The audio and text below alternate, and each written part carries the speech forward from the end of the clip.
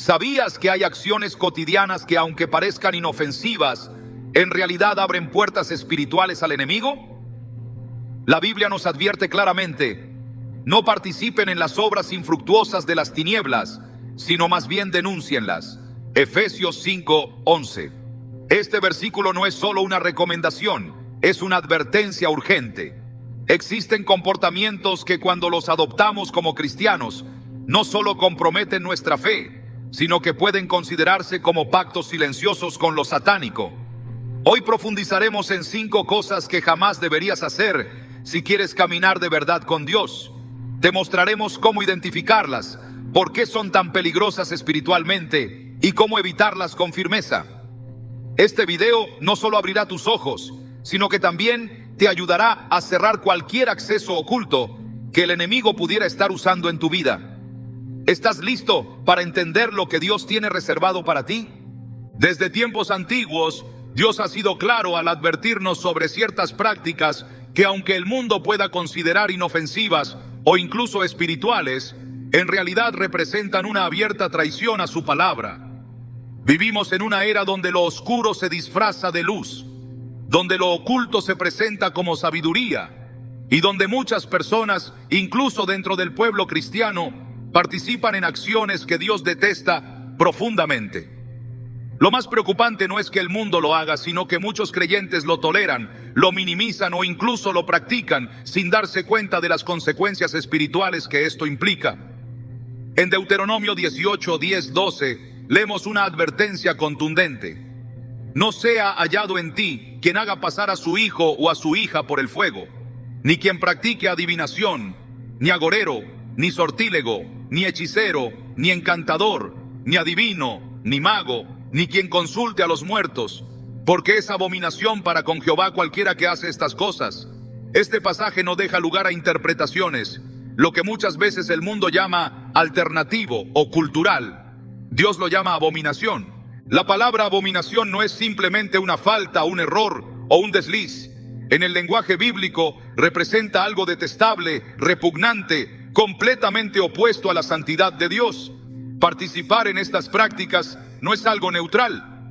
Es abrir voluntariamente puertas espirituales a fuerzas que buscan destruir nuestra fe, corromper nuestra alma y alejarnos del propósito divino.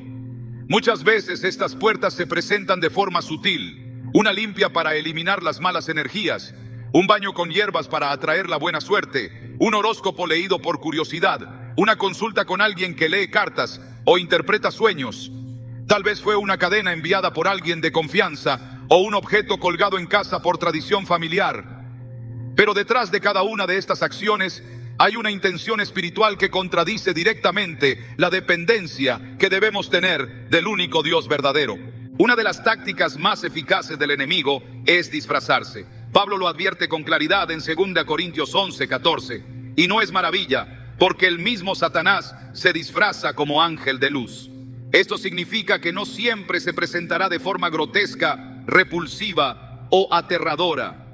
Al contrario, se infiltrará en lo cotidiano, en lo cultural, en lo aparentemente inofensivo. Y lo hará para seducir, para engañar y para hacer que poco a poco te alejes de la presencia de Dios. El mundo ha romantizado estas prácticas. Se venden en mercados, se promueven en redes sociales, se incluyen en películas y series como si fueran parte de una conexión superior con el universo. Pero la Biblia es firme: mi pueblo fue destruido porque le faltó conocimiento. Oseas 4:6. El desconocimiento no te protege.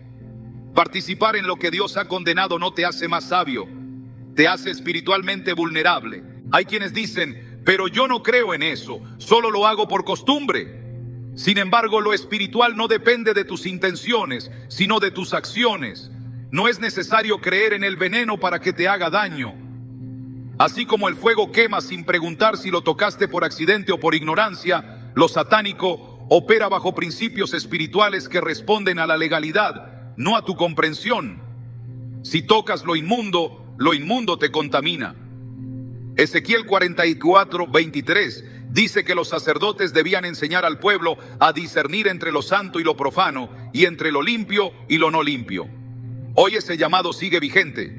Como cristianos, estamos llamados a identificar lo que procede de Dios y lo que es una trampa espiritual. No todo lo que brilla es luz y no todo lo que parece espiritual proviene del Espíritu Santo. Uno de los errores más comunes es asumir que si algo funciona o produce resultados, entonces es válido.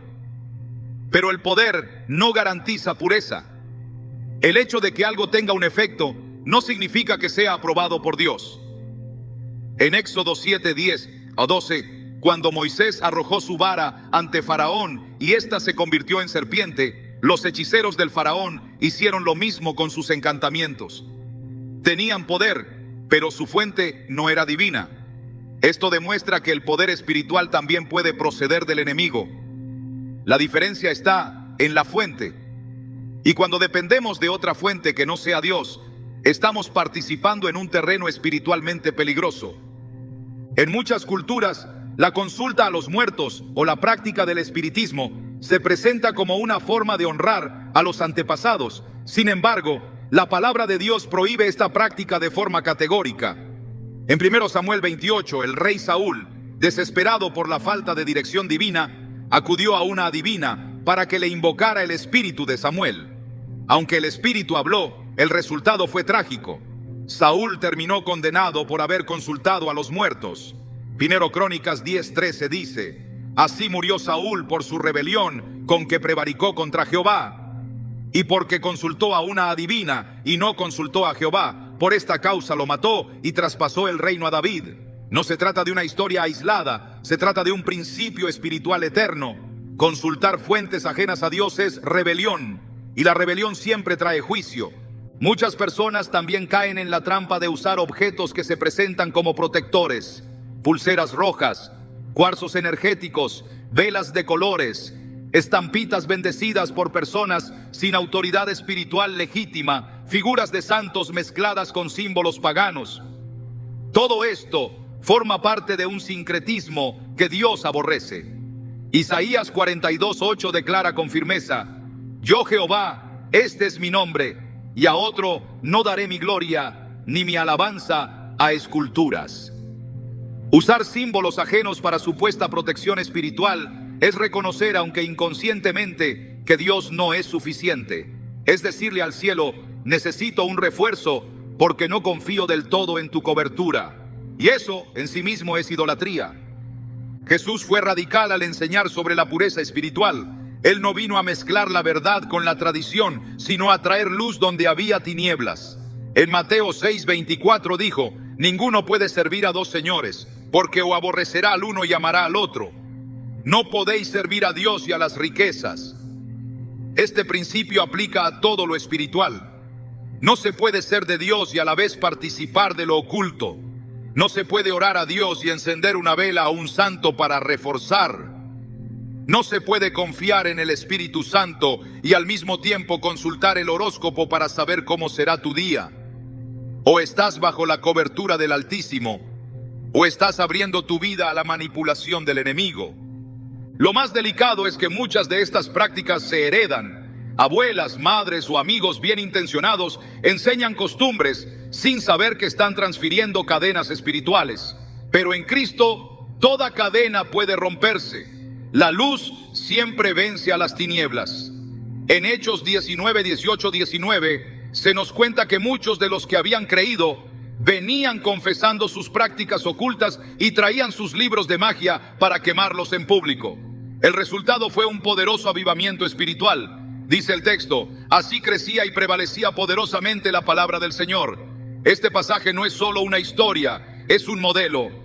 Para que la palabra crezca en tu vida, primero tienes que destruir lo que Dios ha condenado. Dios quiere una relación directa contigo.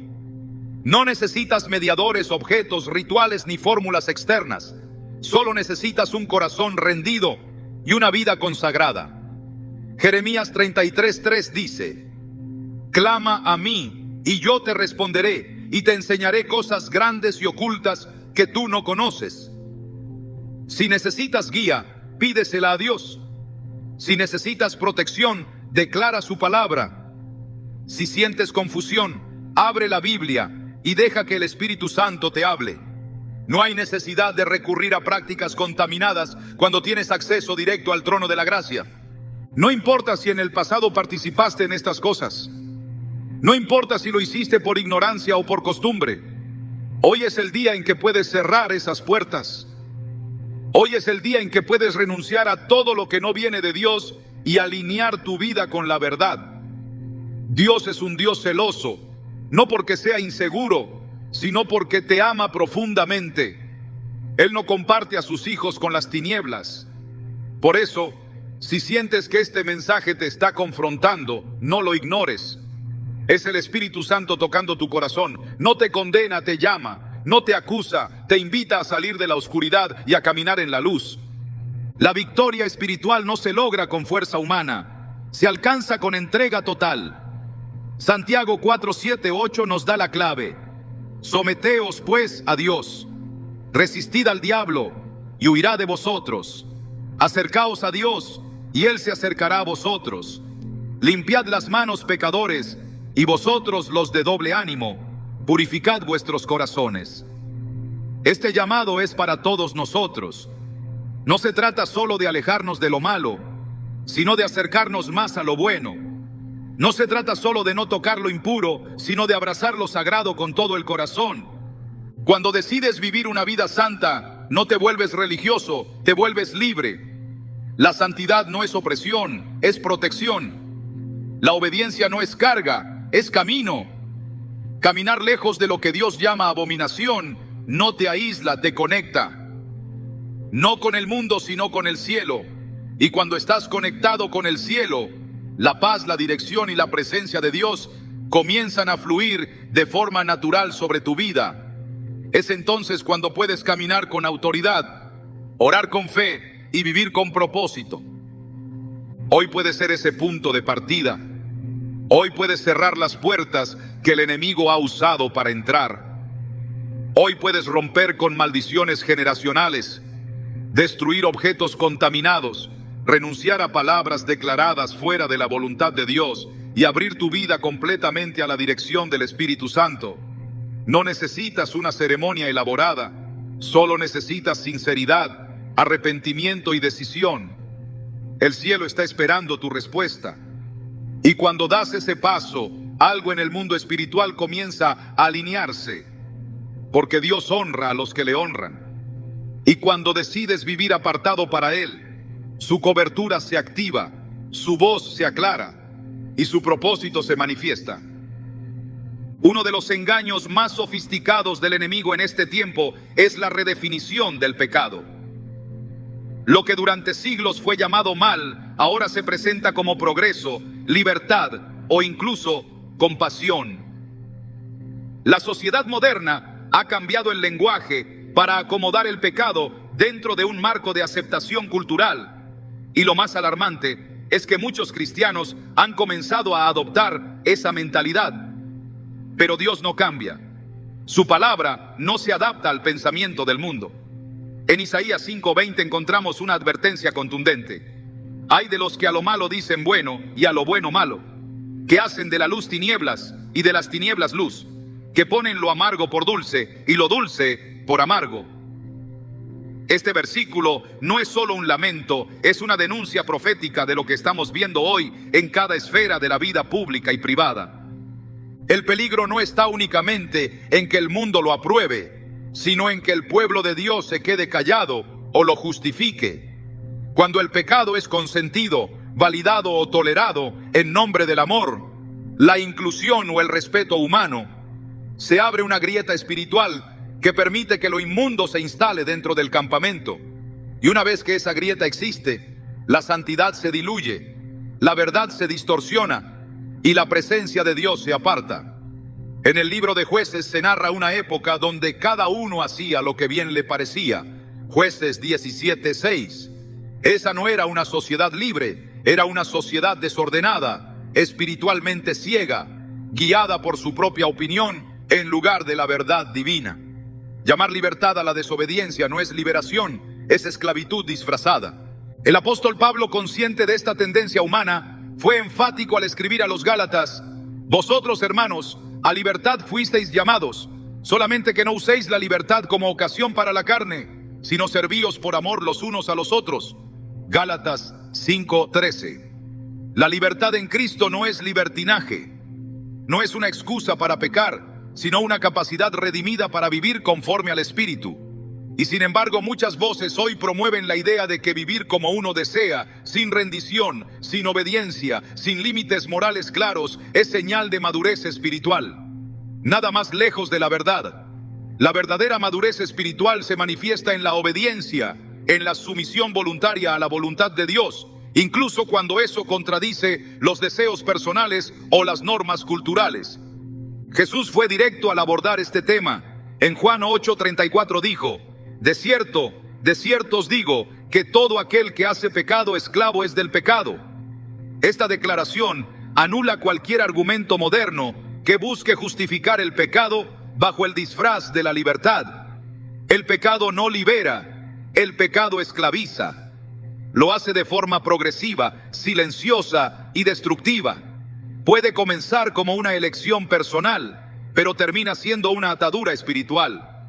Y cuanto más se normaliza, más se endurece el corazón. En Hebreos 3:13 se nos exhorta a exhortarnos unos a otros cada día, para que ninguno de vosotros se endurezca por el engaño del pecado. Este engaño no consiste únicamente en cometer el pecado, sino en justificarlo, tolerarlo y aceptarlo como parte natural de la vida cristiana. Una de las estrategias más peligrosas del adversario es infiltrar el error dentro de verdades parciales.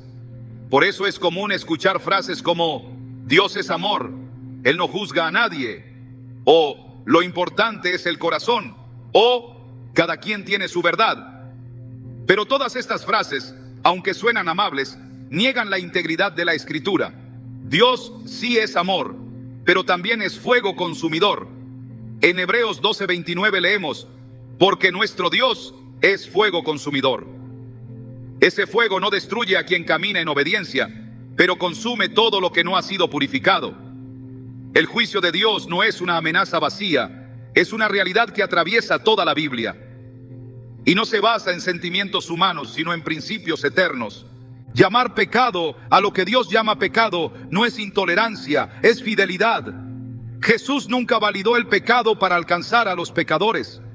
Él los amó sin excusas, pero también les dijo: vete y no peques más. Juan 8:11. El amor verdadero no aprueba lo que destruye. El amor bíblico confronta, corrige y transforma. Por eso el mensaje del Evangelio siempre ha sido radical. Arrepiéntanse, porque el reino de los cielos se ha acercado. El arrepentimiento implica reconocer el pecado como tal, sin racionalizaciones, sin justificaciones, sin disfraces. Es una vuelta total a la verdad, una ruptura con el pasado, un acto de humildad que permite que la gracia de Dios opere. En 2 Timoteo 4:3-4, Pablo advirtió que vendría un tiempo cuando no sufrirán la sana doctrina, sino que teniendo comezón de oír, se amontonarán maestros conforme a sus propias concupiscencias, y apartarán de la verdad el oído, y se volverán a las fábulas. Ese tiempo no es una posibilidad futura, es una realidad presente. Las fábulas se disfrazan de revelaciones modernas, de movimientos progresistas, de nuevas formas de interpretar la Biblia. Pero ninguna interpretación que contradiga el carácter de Dios puede provenir del Espíritu Santo. Él es el mismo ayer, hoy y por los siglos. Su palabra es firme, eterna, y no está sujeta a modas ni a cambios culturales. La hierba se seca y la flor se marchita, pero la palabra del Dios nuestro permanece para siempre. Isaías 40:8. Cuando el pecado es tolerado, no solo se contamina quien lo comete, sino también quien lo permite. En Romanos 1, Pablo describe la degeneración espiritual de una sociedad que rechazó a Dios. El proceso no comenzó con actos visibles de maldad, sino con un corazón que dejó de glorificar a Dios como Dios. En Romanos 1:32 concluye diciendo: quienes, habiendo entendido el juicio de Dios, que los que practican tales cosas son dignos de muerte, no solo las hacen, sino que también se complacen con los que las practican. Esta complacencia pasiva, esta complicidad silenciosa es igual de condenable. No basta con no practicar el pecado. Si se aplaude, se celebra o se justifica, se está participando del mismo juicio. La iglesia ha sido llamada a ser sal y luz. La sal impide la corrupción, la luz expone lo oculto.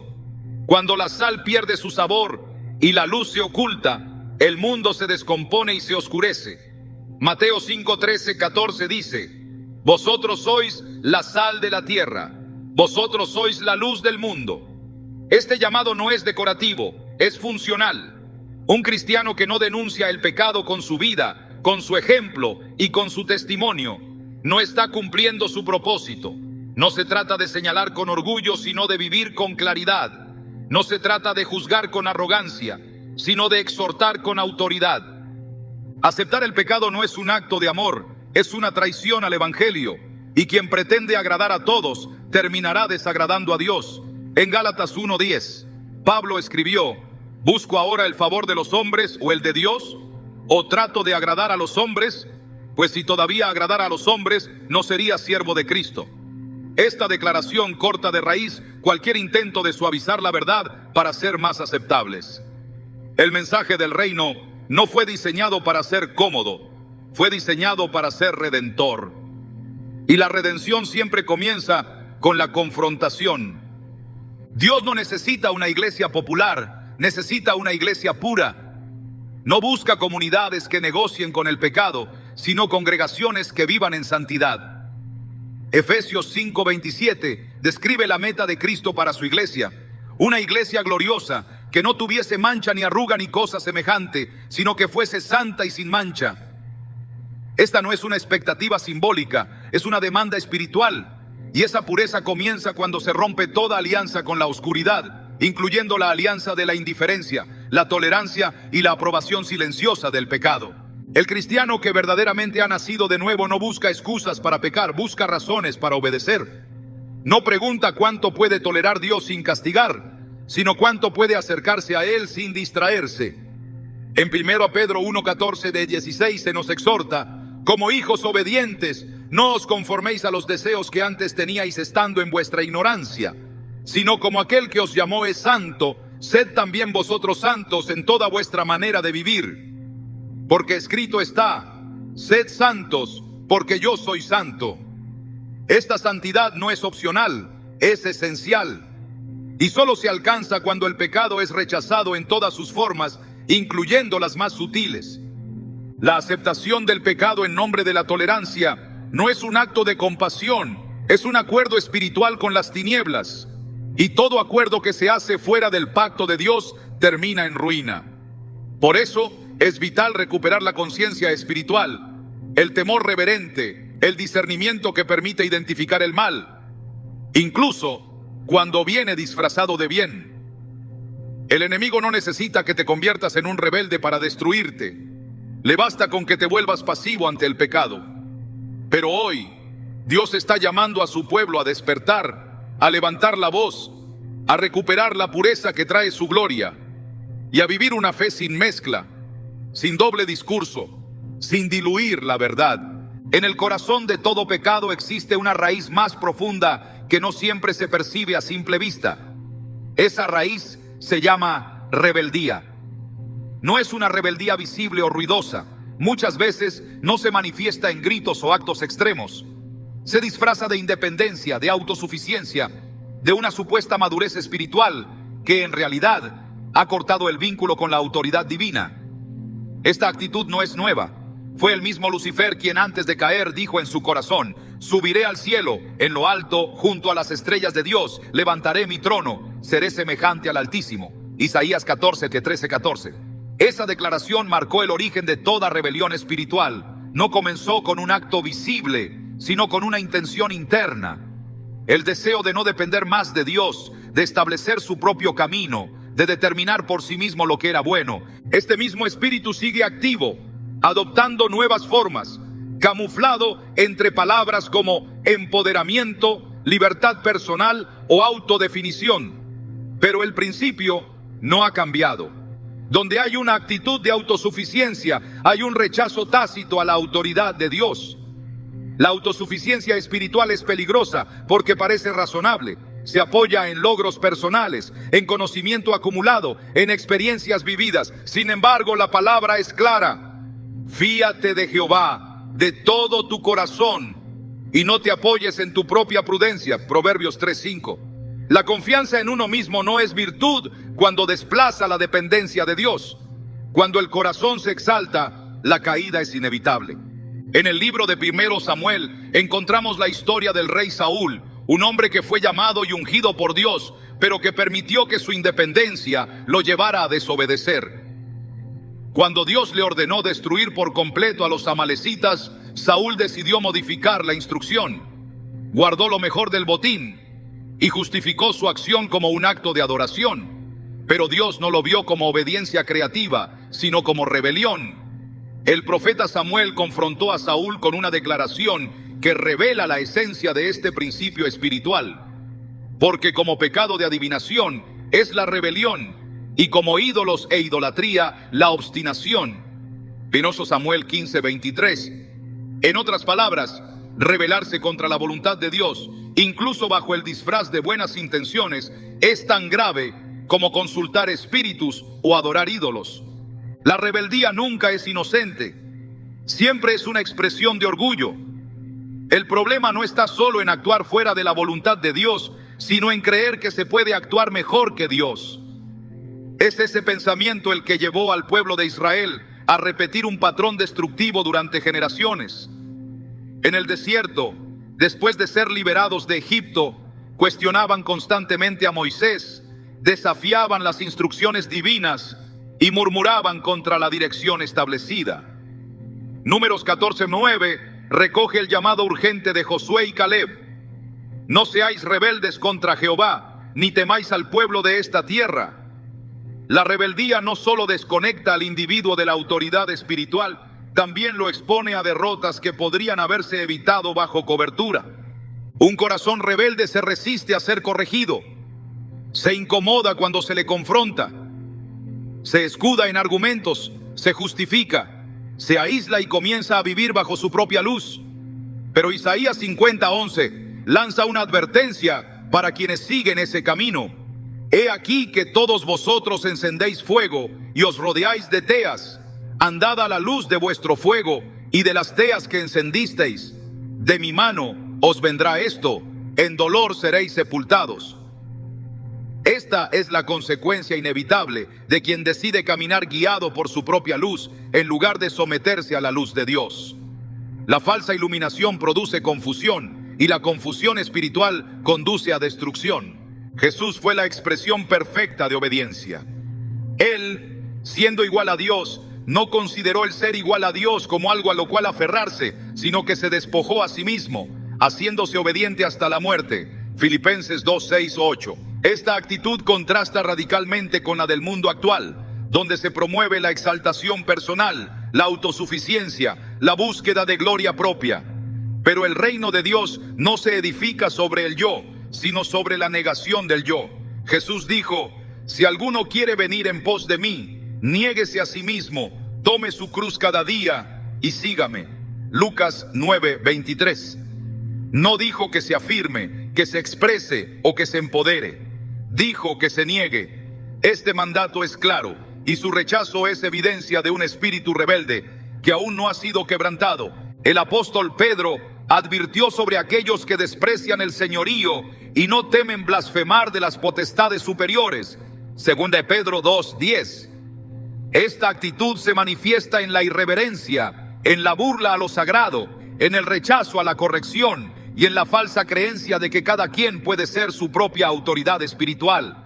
Pero el diseño de Dios siempre ha implicado cobertura, sujeción y obediencia. Nadie crece espiritualmente sin estar bajo autoridad. El mismo Jesús se sujetó a Juan para ser bautizado, al Padre para cumplir la misión y a la Escritura en cada decisión. Esta sujeción no lo hizo débil, lo fortaleció, no lo limitó, lo validó. La rebeldía es especialmente peligrosa porque se disfraza de discernimiento. A veces se presenta como una visión distinta, como una nueva forma de ver las cosas, como una crítica constructiva. Pero cuando esa visión lleva al aislamiento, cuando ese discernimiento desacredita todo liderazgo y cuando esa luz contradice la palabra, no es luz, es tiniebla. Jesús dijo que si la luz que hay en ti es tinieblas, cuán grandes no serán esas tinieblas. Mateo 6:23. Esta declaración no se refiere a los que viven en pecado evidente, sino a los que creen que caminan en la verdad, pero están guiados por su propio juicio. El libro de Judas describe con fuerza a los que se han rebelado contra el orden divino. Se les compara con estrellas errantes, nubes sin agua, árboles sin fruto. Se desviaron como Caín, se corrompieron como Balaam y perecieron como Coré. Judas 1:11-13. Este último, Coré, desafió la autoridad de Moisés, creyendo que todos tenían igual acceso a Dios y que no era necesario seguir un liderazgo establecido. Su argumento tenía apariencia de justicia, pero fue movido por orgullo. El juicio fue inmediato. La tierra se abrió y se los tragó vivos. Números 16. Esta historia no es solo un relato histórico, es una advertencia eterna. Dios no toma a la ligera la rebelión encubierta bajo apariencia de espiritualidad.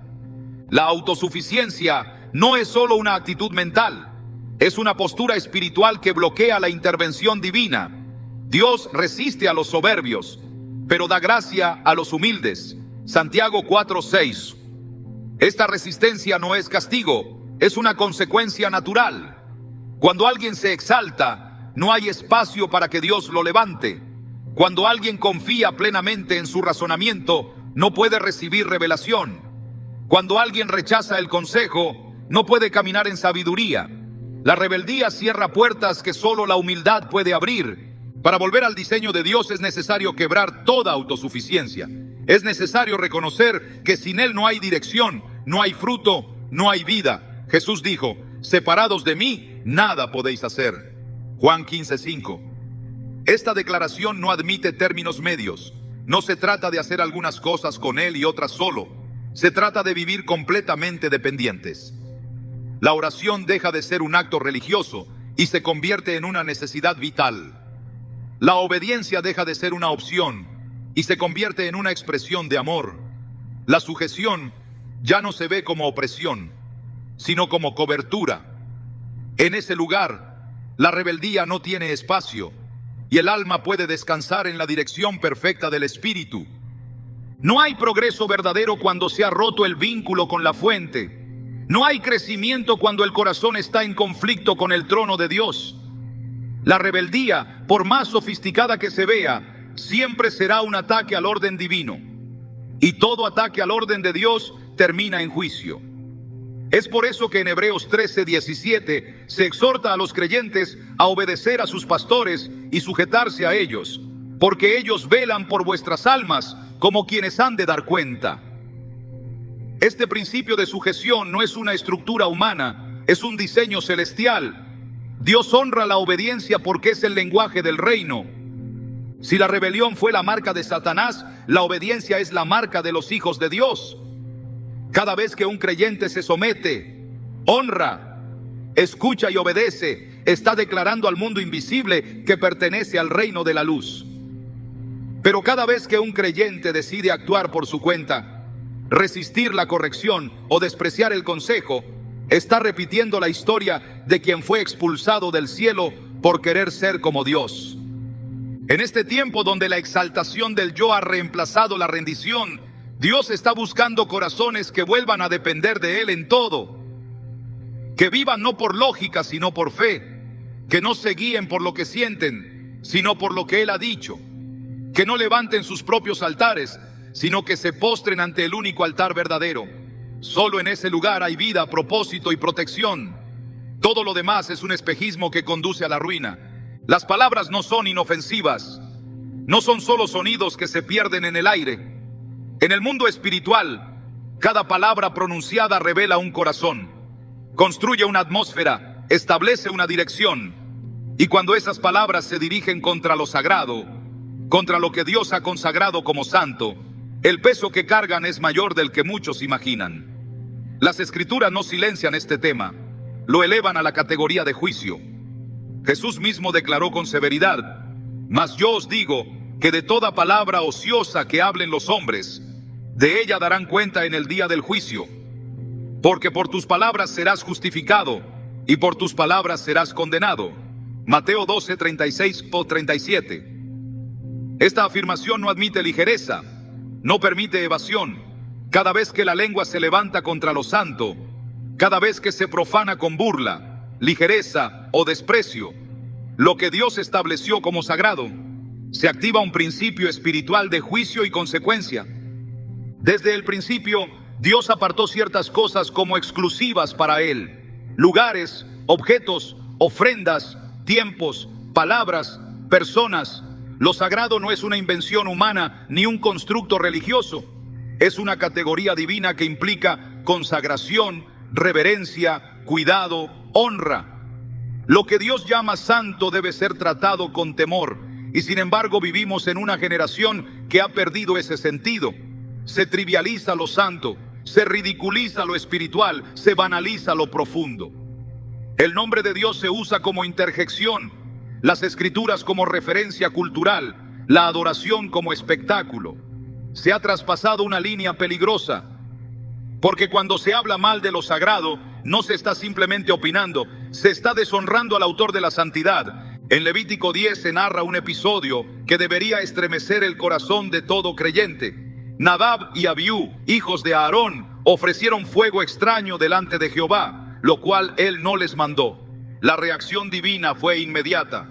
Y salió fuego de delante de Jehová, y los consumió, y murieron delante de Jehová. Levítico 10:2.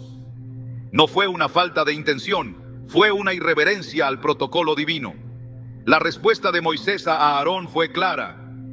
Esto es lo que habló Jehová diciendo: en los que a mí se acercan me santificaré, y en presencia de todo el pueblo seré glorificado. Versículo 3. El mensaje está cargado de autoridad.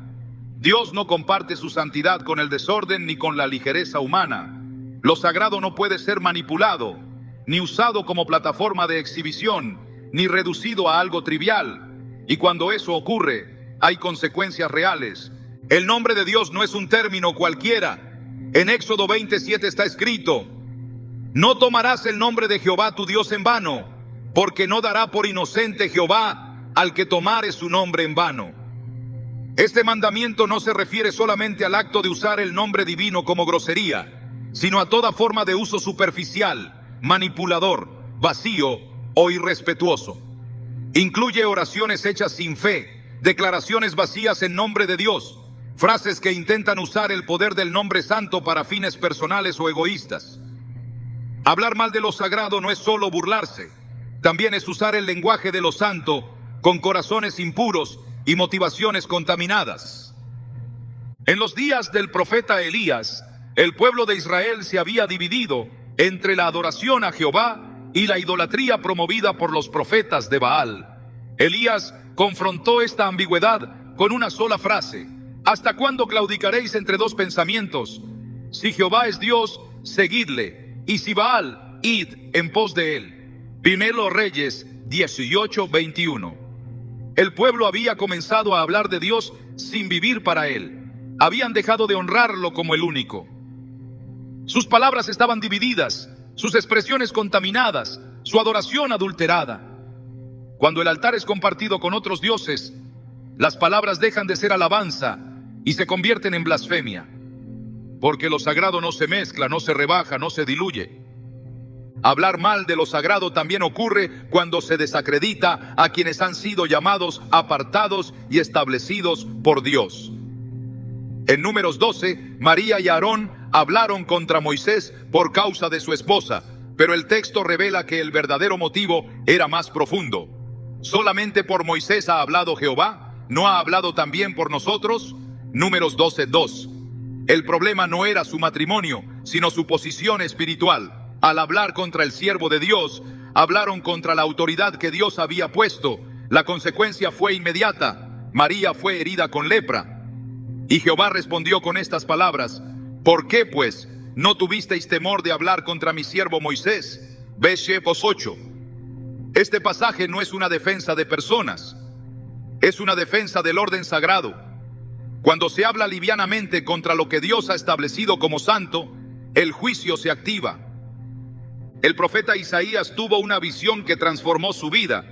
Vio al Señor sentado en un trono alto y sublime, y los serafines clamaban: Santo, santo, santo es Jehová de los ejércitos, toda la tierra está llena de su gloria. Isaías 6:3. Ante esa visión, Isaías no gritó, no celebró, no declaró, sino que cayó quebrantado. Ay de mí, que soy muerto, porque siendo hombre inmundo de labios, han visto mis ojos al Rey, Jehová de los ejércitos. Vers 5. Fue su boca lo que reconoció como impura, porque la boca no puede mentir sobre el corazón. Lo primero que Dios purifica cuando alguien entra en contacto con su gloria es la lengua. Lo sagrado demanda labios limpios, corazones alineados, palabras que edifiquen. Jesús advirtió a los fariseos sobre un pecado que no sería perdonado: la blasfemia contra el Espíritu Santo. En Mateo 12:31 dijo: Por tanto os digo, todo pecado y blasfemia será perdonado a los hombres, mas la blasfemia contra el Espíritu no les será perdonada. Este tipo de pecado no consiste solamente en decir una frase irreverente. Es una postura del corazón que atribuye al enemigo lo que ha sido hecho por Dios, o que desprecia la obra del Espíritu al punto de cerrarse por completo a su acción. Aquí se revela el nivel más alto de hablar mal de lo sagrado. Cuando se anula el poder del Espíritu, cuando se ridiculiza lo santo, cuando se desacredita lo que ha sido ungido por Dios.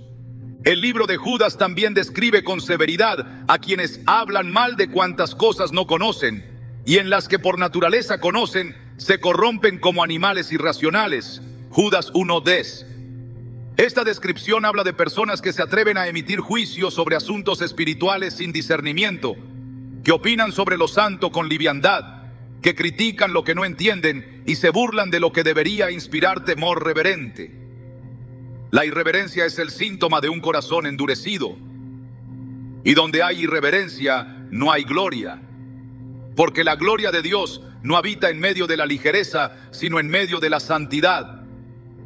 Las Escrituras también revelan que en los últimos tiempos habría una generación desobediente a los padres, ingrata, impía, sin afecto natural, calumniadores, intemperantes, crueles, aborrecedores de lo bueno. Segunda Timoteo 3:2-3. La calumnia es una forma de hablar mal. La crítica destructiva, la murmuración, el sarcasmo espiritual, el menosprecio hacia lo divino, todo eso forma parte de un ambiente contaminado que impide el mover de Dios. Cuando se habla mal de lo sagrado, se corrompe el lenguaje, se pervierte la adoración, se desvía la doctrina. El salmista comprendía la importancia del lenguaje, por eso oró: Pon guarda a mi boca, oh Jehová, guarda la puerta de mis labios. Salmo 141:3. Porque sabía que una boca sin freno es una puerta abierta al desastre espiritual.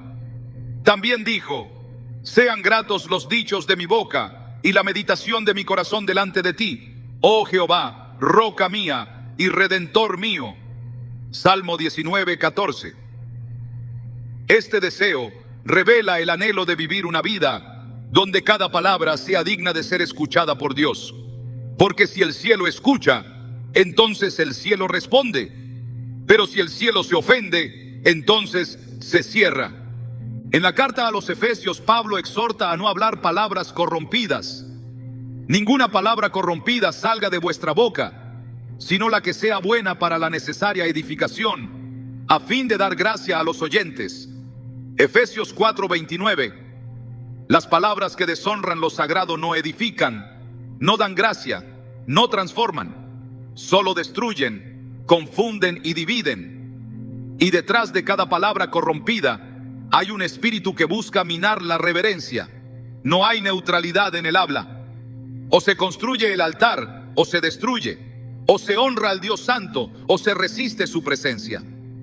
Dios no pide perfección en el habla, pero sí pureza. No demanda elocuencia, sino verdad. No busca discursos adornados, sino corazones sinceros que hablen con temor y temblor ante lo que es santo. Porque cuando el corazón entiende lo que significa lo sagrado, la boca se convierte en instrumento de honra, no de profanación. La lengua ya no se usa para criticar lo que no se entiende, sino para proclamar lo que Dios ha revelado. Y en ese lugar el cielo se abre, la presencia desciende y la gloria se manifiesta.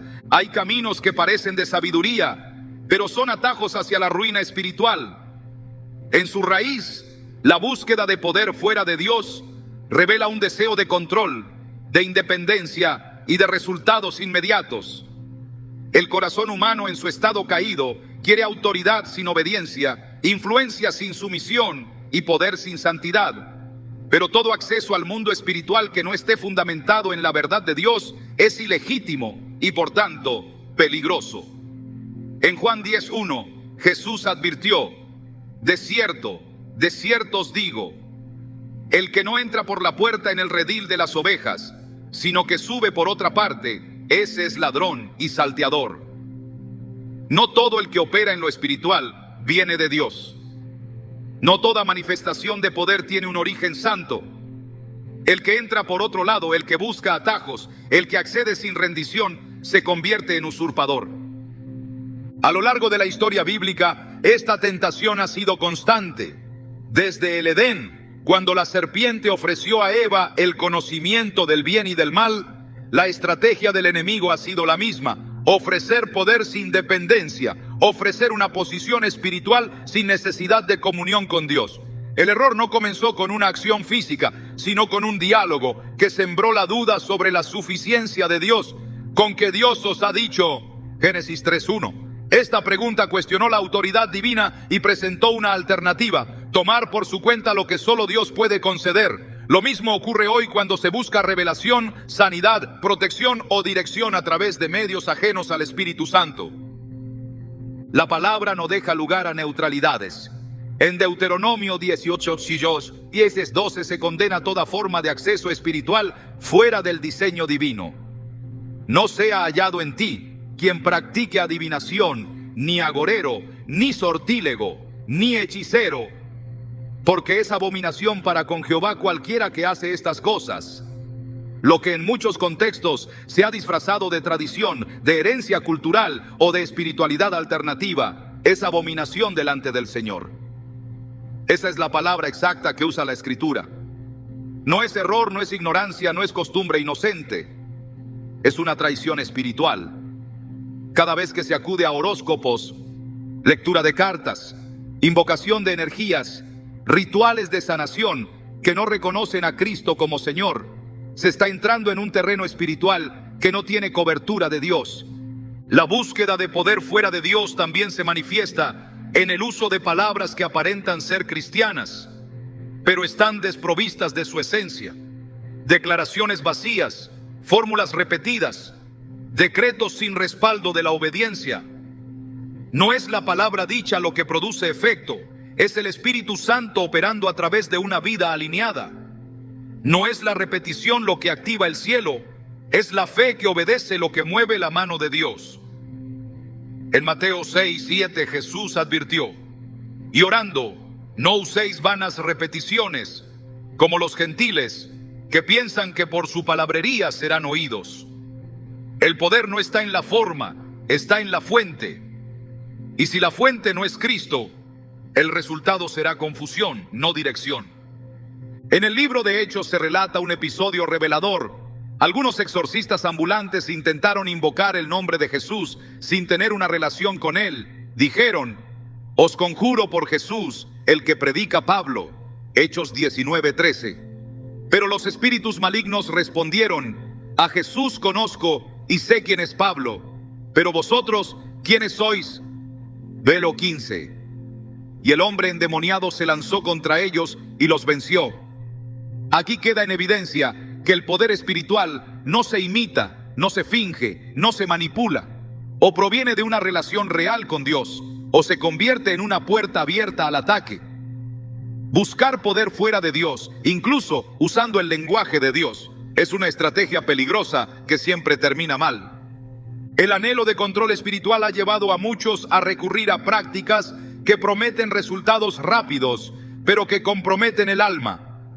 Se buscan objetos que protegen, se hacen pactos sin discernimiento, se depende de figuras, frases o personas como si fueran mediadores entre Dios y el hombre.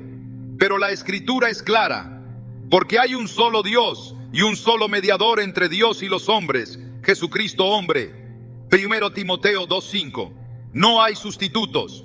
No hay ayudas externas, no hay apoyos paralelos.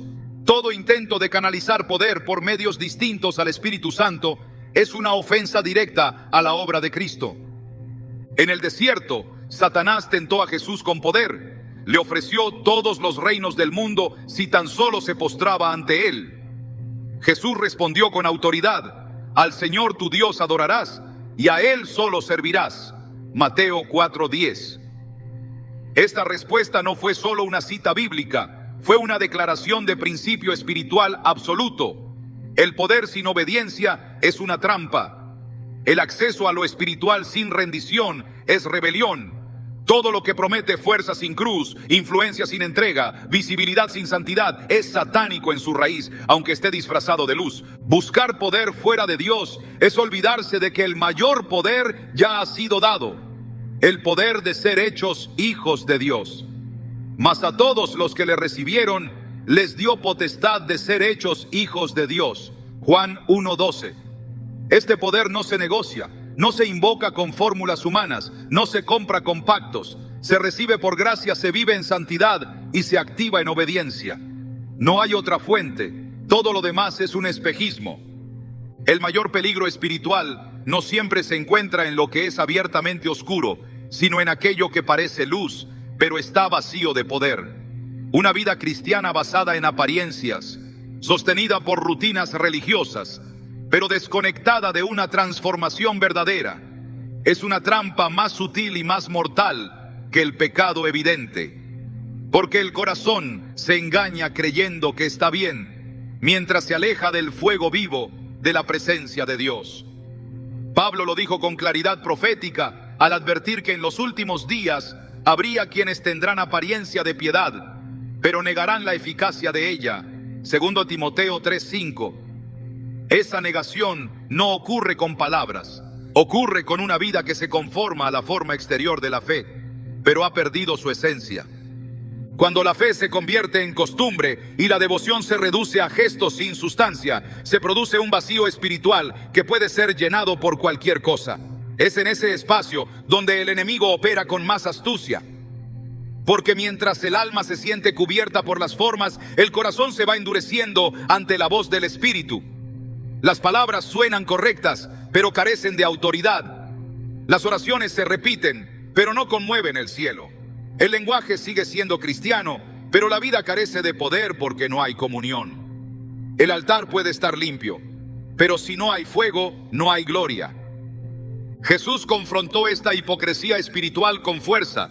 A los fariseos, que cuidaban cada letra de la ley pero no amaban la verdad, les dijo: este pueblo de labios me honra, mas su corazón está lejos de mí. Mateo 15:8. La piedad sin poder es una mentira refinada. Es una máscara que pretende esconder la falta de entrega. Es una forma de religión que ha reemplazado la pasión por principios, la obediencia por conocimiento, la transformación por información. Pero el reino de Dios no consiste en palabras, sino en poder. Lo dijo Pablo en 1 Corintios 4:20, despojando a toda forma vacía de su pretendida autoridad. No se trata de saber hablar de Dios, se trata de vivir bajo su gobierno. Caer en esta condición no es algo repentino, es un proceso gradual. Comienza cuando se deja de buscar a Dios por quien es y se empieza a buscar por lo que puede dar. Continúa cuando se sustituye el secreto con Él por la actividad externa. Prosigue cuando se normaliza una vida sin convicción, sin arrepentimiento, sin pasión por la santidad. Y se establece cuando se prefiere la aprobación de los hombres antes que el quebranto delante del Señor. La apariencia de piedad se vuelve una fachada, un lenguaje, un sistema. Pero detrás de todo eso no hay vida. Solo un eco hueco, incapaz de afectar al mundo espiritual. En Apocalipsis 3, Jesús habla a la iglesia de Sardis y le dice: tienes nombre de que vives y estás muerto. Ve por el 1.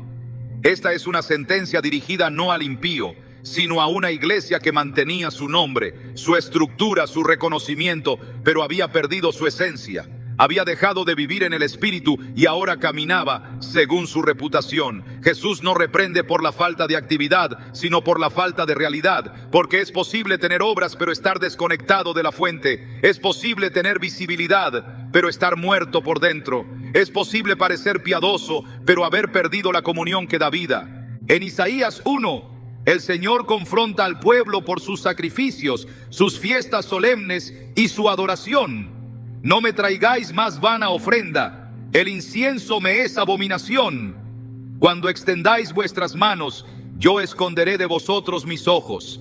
B.13.15. No les faltaba actividad religiosa, les faltaba integridad espiritual. No les faltaban actos de culto, les faltaba justicia, humildad, obediencia. El culto se había convertido en un mecanismo, en un refugio para calmar la conciencia. Pero no hay poder donde no hay sinceridad, no hay manifestación divina donde no hay una entrega total. La piedad verdadera no es estética, es sustancia. No es hablar correctamente, es vivir crucificado. No es asistir a los lugares santos, es llevar una vida santa. No es levantar las manos, es levantar el corazón. El poder de Dios no fluye en estructuras vacías, fluye en corazones rendidos. No desciende por protocolo, desciende por hambre. Y cuando no hay hambre, la religión se vuelve rutina. Pero el fuego de Dios nunca descendió sobre lo común, siempre lo hizo sobre lo consagrado. La apariencia no atrae a Dios, la verdad sí. Jesús enseñó que el árbol se conoce por su fruto, no por su apariencia, no por sus hojas, sino por lo que produce. Y dijo que muchos le dirían: Señor, Señor, ¿no profetizamos en tu nombre y en tu nombre echamos fuera demonios? Y él responderá: nunca os conocí, apartaos de mí, hacedores de maldad. Mateo 7, 22, 23. No serán palabras lo que determine la eternidad, será la relación real con Él. No serán las actividades visibles, será la obediencia invisible. No será lo que los hombres vieron, será lo que Dios conoció en lo íntimo del corazón. Por eso esta es una de las advertencias más serias, porque tener apariencia de piedad pero negar su poder no solo engaña a los demás, también adormece el alma. Hace creer que todo está bien cuando el espíritu ya se ha apartado. Oculta la necesidad de arrepentimiento bajo una fachada de devoción. Y cuando ya no se siente convicción, cuando el pecado ya no hiere, cuando la presencia ya no es buscada, cuando la palabra ya no confronta, entonces el corazón ha sido endurecido. Pero Dios sigue buscando adoradores en espíritu y en verdad. Sigue llamando a los que quieren volver a la esencia, a los que prefieren la presencia antes que la plataforma, la verdad antes que la imagen, la obediencia antes que el reconocimiento. Porque solo en la verdad hay libertad, y solo en la libertad del Espíritu hay poder.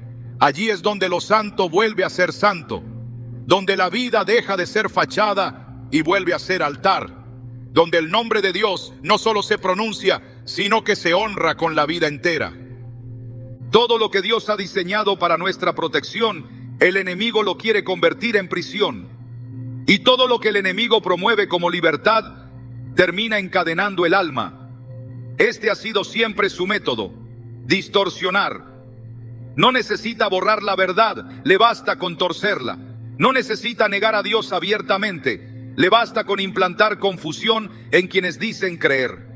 Esa es la estrategia que ha penetrado silenciosamente en los corazones de muchos creyentes: aceptar lo que Dios rechaza, tolerar lo que Él abomina, justificar lo que Él condena y vivir una fe sin fuego, sin pureza, sin comunión. Pero este no es un tiempo para ambigüedades, es un tiempo para volver al temor de Dios. No el temor que paraliza, sino el temor que purifica. No el temor que esclaviza, sino el que despierta reverencia. El temor santo que produce discernimiento, que guarda el corazón, que alinea los pasos, que abre los ojos del alma para distinguir entre lo profano y lo sagrado. Ese temor que devuelve la claridad espiritual que tantos han perdido por convivir demasiado con lo que Dios nunca aprobó. Ese temor que hace que el corazón tiemble no ante el juicio, sino ante la posibilidad de vivir lejos de la voluntad de Dios. No se trata de vivir vigilando errores. Se trata de vivir con un hambre tan profunda por la presencia de Dios que ya no haya espacio para la indiferencia espiritual. Una vida llena del Espíritu no necesita reglas para evitar lo satánico. Su misma pasión por la santidad lo separa de todo lo que contamina. No se trata de una religión de prohibiciones, se trata de una relación de amor. El que ama a Dios no necesita un listado de lo que debe evitar, porque su deseo es caminar de forma que lo honre, lo glorifique y lo represente en cada pensamiento, palabra y acción. La batalla no es contra lo externo, es contra la mezcla, contra la dilución del evangelio, contra la tibieza que disfraza la muerte espiritual de madurez, contra el silencio que permite que lo impuro se asiente en medio del pueblo santo, contra esa comodidad que anestesia la conciencia y hace que se abracen prácticas que Dios nunca inspiró. Pero la voz del Espíritu sigue diciendo lo mismo: apartaos de ellos, no toquéis lo inmundo, y yo os recibiré. 2 Corintios 6:17. Esa es la promesa. Separación trae comunión, obediencia trae presencia, rendición trae restauración. Hoy no es un día para sentir culpa, es un día para despertar, un llamado a cerrar toda puerta abierta, a romper con toda mezcla, a rechazar todo disfraz de luz que no provenga del Padre, no por miedo, sino por identidad, porque hemos sido llamados a ser luz en medio de las tinieblas, y para reflejar esa luz primero hay que arder en ella.